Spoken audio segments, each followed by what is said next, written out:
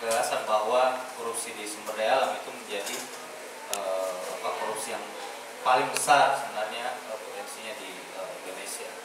Nah, nilai penting dari terbongkarnya kasus proyek SKRT ini sebenarnya bisa menjadi pintu masuk untuk melihat substansi dari beberapa kasus lainnya yang berkaitan dengan korupsi sumber daya alam, khususnya di pengelolaan kawasan hutan. Nah, kami melihat bahwa ya sederhananya publik akan menagih bahwa ketika misalnya dengan kasus ini Anggoro yang sebagai pemberi suap itu dianggap bersalah, maka tidak mungkin sebenarnya dalam logika awamnya orang yang menerima suap itu tidak bersalah. Nah, itu yang paling sederhana yang harus dilihat, bahwa ketika yang memberi suap itu dianggap bersalah, maka sudah sepantasnya juga yang menerima suap ini menjadi orang yang lebih bersalah lagi, dan dia tidak boleh dibiarkan bebas begitu saja. Nah, dari beberapa catatan Walhi juga sebenarnya di masa atau periode MS Kaban ini menjadi Menteri Kehutanan memang paling banyak terjadi masalah. Bukan hanya proyek SKRT ini, tapi juga terkait dengan izin-izin atau pelepasan kawasan hutan. Sehingga kami menganggap bahwa terbongkarnya proyek ini misalnya atau kasus ini itu akan menjadi pintu masuk untuk melihat substansi yang lebih penting lagi dalam korupsi sumber daya alam, khususnya di pengelolaan kawasan hutan.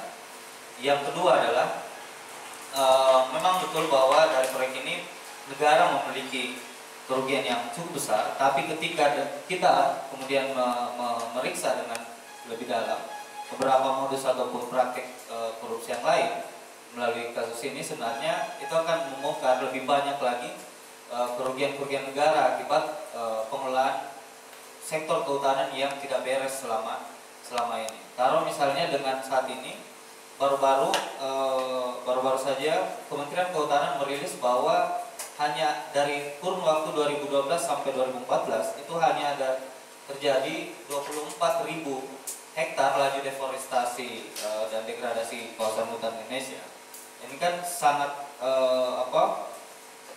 tidak sesuai dengan kenyataan yang sebenarnya, di mana laju deforestasi itu jauh lebih besar daripada itu. Nah, di sini sebenarnya kita bisa mengaitkan dengan beberapa modus ataupun kasus-kasus lainnya, bahwa ada sesuatu yang sebenarnya harus lebih diperiksa dalam pengelolaan kawasan hutan ini. Dan dengan melihat terbongkarnya kasus proyek SKRT ini, itu akan harusnya menjadi pemicu yang tegas bahwa negara ini tidak boleh main-main, atau negara ini harus lebih serius melihat korupsi-korupsi di bidang sumber daya alam, khususnya di sektor kehutanan.